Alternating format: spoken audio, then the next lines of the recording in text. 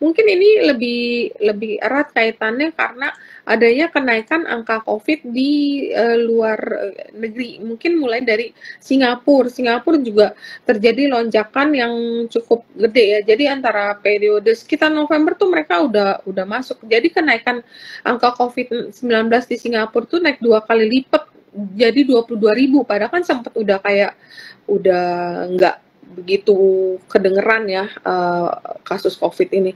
Nah sekarang dari Singapura masuk nih ke Malaysia, dan tadi pagi atau tadi siang aku sempat baca juga ada varian baru masuk di Indonesia.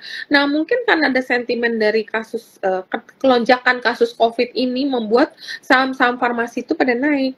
Nah mungkin yang kemarin karena waktu dulu tahun awal COVID tuh kayak IRA kan sempat yang naik kencang. Nah ini banyak spekulan yang atau trader yang ngambil, dan hari ini tuh volumenya naik banyak, harganya juga naiknya tinggi banget. Nggak tahu tutupnya masih di arah nggak tuh si IRA-nya. IRA KF itu naiknya gila-gilaan hari ini 5. Oh udah kebuka, jadi high-nya 665 tapi tutupnya di 620, jadi sempat naik kemudian turun. Mungkin ini lebih ke, kalau yang saham farmasi kecil ini lebih ke trading sih, kayak kelihatannya banyak yang in out. Tapi yang kayak rumah sakit ya, kayak Heal, chartnya itu bagus banget loh, Heal. Jadi mungkin karena Heal orang antisipasi, oh ini takut ada yang mulai dirawat-rawat lagi. Jadi mulai ada yang ngumpulin lagi, karena outlook kan biasa future, kayak kita mendengar sesuatu kita beli dulu karena nanti begitu konfirmasi ada kenaikan pasien, nanti kan translate tuh laporan keuangan. Nah nanti di sono biasanya orang pakai untuk jualan. Lebih ke angka ini sih, angka potensi daripada kasus COVID yang mulai naik nih.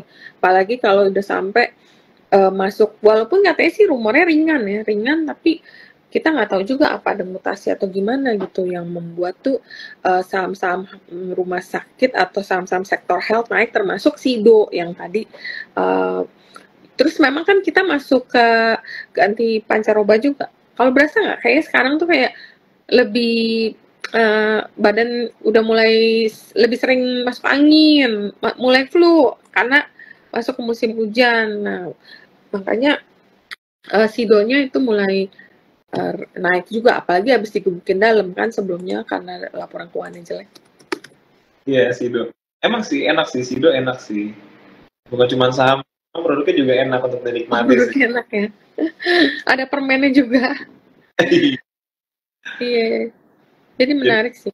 Karena sentimen itu ya, saya pikir COVID justru udah selesai, udah hilang. Ternyata kok masih kan ada lagi. Mereka terus bermutasi, makanya tapi mungkin mutasinya itu makin lemah daripada yang dulu ya, unless misalnya ada yang nggak tahu ntar ada campuran sama sakit apa ya, kita nggak tahu lah ya komplikasinya biasanya sih Ya, itu yang cuman karena mulai merebaknya. Terus biasanya memang akhir tahun, perhatiin deh, setiap kali akhir tahun selalu ada kenaikan angka COVID karena memang mulai dingin kan di luar kan. Mereka tuh lebih tahan di cuaca dingin. Makanya kalau dingin, kayak waktu Omikron kan juga akhir tahun munculnya. Jadi suhu tuh berpengaruh ya ke mutasinya dari si COVID ini ya. Iya kan, mereka terus beradaptasi, begitu juga badan kita. Jadi kita juga makin kebal.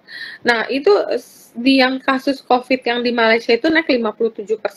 Jadi udah makin deket juga nih. Ya makanya kita juga mesti lebih hati-hati, mesti lebih konsumsi vitamin segala macam, mesti terus dikonsumsi gitu buat jaga jangan sampai ada badan kita mulai lemes. Nah ini namanya juga Omikron juga ini, Omikron BA286.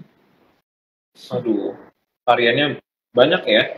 Jadi memang jaga kesehatan ya, semoga nggak kenapa-napa deh. Jadi tetap sehat-sehat. Nah minumnya produk apa tuh? Minumnya produk ini Sido. Sido terus, karena aku lagi seneng sih. Kenapa? Karena Sido itu udah bisa dibukin dalam. Sido itu turun dalam. karena resultnya kan kemarin jelek. Nah, aku pikir kalau saham yang udah turun dalam itu kayak S Hardware dulu. Busuk-busuknya atau ancur-ancurnya kan udah di bottom. Jadi tinggal ada satu konfirmasi apakah angka penjualannya rebound atau apa. Nanti orang beli naiknya lumayan gitu, bisa balik lagi ke harga. Mungkin nggak sampai ke all time high-nya dia, tapi bisa rebound yang lumayan. Nah, ini kayak Sido ini kalau kita lihat technically dia kayak lagi mencoba ngetes ke MA100 nih. MA100-nya berapa sih? 558. Jadi kalau misalnya itu bisa break, itu jadi rounding bottom. Rounding bottom lumayan. Upside-nya mungkin bisa balik ke 650-an kali. Oh iya. Sido nih benar. Health juga ya? Health juga ya? Apanya? Consumer ya kalau Sido ya?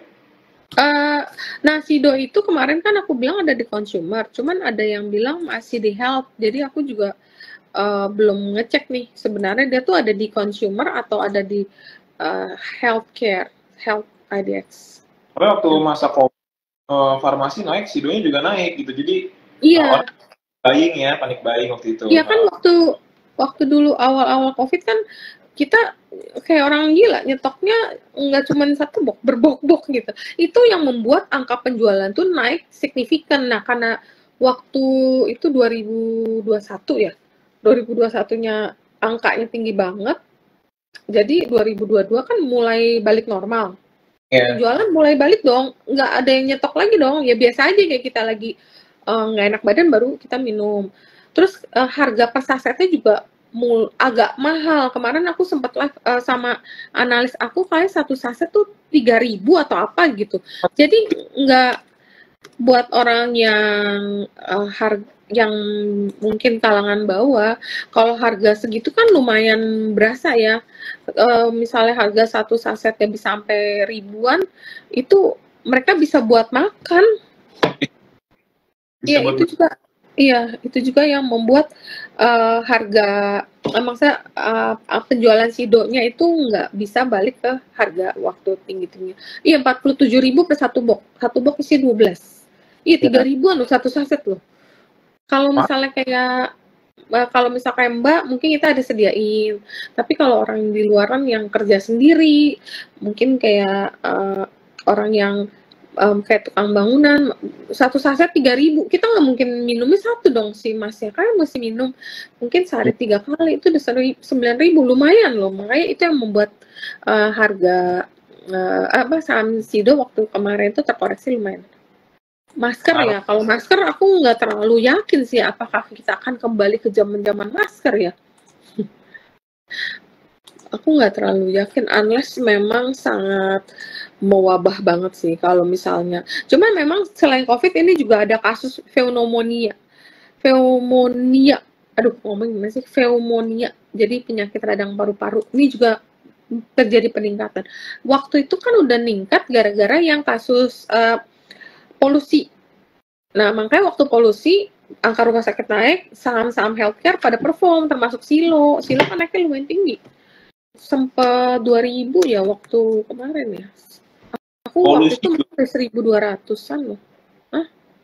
Polusi Jakarta kan lagi makin buruk juga. Iya, nah itu juga yang membuat saham rumah sakit kemarin sempat naik kencang. Nah, tapi abis itu kan agak turun nih. Nah, itu belum dengar lagi tuh kasusnya. Kira-kira sih ini farmasi hari ini ya, naiknya kan udah cuma hari ini, mungkin dari start dari kemarin. Kira-kira ini bakal atau mungkin bisa rally menurut cerita? Aku rasa sih mungkin masih trading dulu kali ya. Kalau secara teknikal sih yang bagus cuma rumah sakit aja sih, kayak Heal chartnya bagus. Kalau yang lain yang kecil-kecil aku rasa trading kayak Silo ya lumayan juga. Prim tadi aku sempat suka karena Prim itu kan rumah sakit juga, Royal Prima yang di Medan ya. Nah, ini chartnya tadi menarik. Kenapa? Karena MACD-nya hampir Golden Cross waktu aku siang rekomendasi buy itu harga 90-an ya. Nah, ternyata benar, cuman sayangnya sore tuh banyak yang take profit, jadi udah sampai 100, udah 103 nih, udah breakout. Ternyata profit taking sampai 95. Jadi, tapi chartnya masih cukup menarik ya, selama dia belum nggak turun lagi ke angka 85. Jadi, ya itu masih masih menarik sih. Same juga tadi kayak naik deh Same. Kayaknya ya, tadi aku lihat sekilas tuh kan naiknya juga lumayan tinggi loh. Ya mungkin trading kali ya sementara ya, karena udah mau liburan juga, takutnya nanti kalau kita hold terlalu lama, banyak orang juga akan merealisasi profit karena mereka udah mau libur, jadi nggak mau terlalu pegang barang. Mungkin untuk sektor farmasi itu trading aja, sampai dikawal sama technical. Jalan-jalan. Nah, ini kita sambil jawabin pertanyaan teman, soalnya banyak banget yang nanya nih. Jadi biar kejawab semua pertanyaan ini, ada beberapa pertanyaan nih. Silo dari Arif 44 Kurniawan ya. Silo gimana? Siloam. Kenapa? Silo kenapa? Kira-kira gimana? Apakah menarik nih termasuk sektor? Iya. Kemarin kan memang Silo itu udah naiknya lumayan ya sebenarnya dari 1.200 waktu awal-awal yang polusi itu aku sempat call buy, dan itu sempat ada rumor kalau Silo itu akan dijual. Jadi tapi pengumumannya sampai sekarang tuh belum ada kabarnya. Nah, kita masih nunggu nih kepastian untuk Silo apakah akan dijual. Tapi walaupun belum ada announcement, tapi harganya itu udah naik 2.300.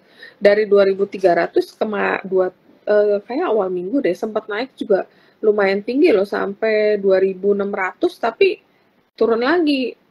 Kalau aku sih harga yang udah naik begini, aku cenderung nggak terlalu berani masuk ya, karena ya itu satu waktu trading kita nih tinggal mungkin 2 minggu lagi kali ya, 2-3 minggu lagi sih ya effectively. Jadi nanti takutnya harga nih udah naik, udah 2.000 lebih, udah tinggi. Nanti kalau misalnya terus di mana direksinya juga kemarin itu sempat jual di harga berapa nih dia jualan? Di 2.100, direksinya tuh pada profit taking gitu loh. Nah, aku pikir kalau udah 2.000-an kurang menarik lah, kecuali dia bisa turun lagi. Rata-rata tuh pada profit taking di atas 2.000.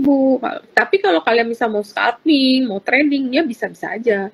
Apalagi tadi sempet nyenggol ke MA berapa nih? MA 50. Tapi ya mungkin lebih buat trading aja kali ya. Nah, jadi akhir tahun ini ya, kira-kira enaknya kita beli saham tuh untuk trading atau kita beli investasi atau nge-swing aja nih sampai nanti window dressing, karena kan ya window dressing ini kan salah satu aktivitas dari MI ya yang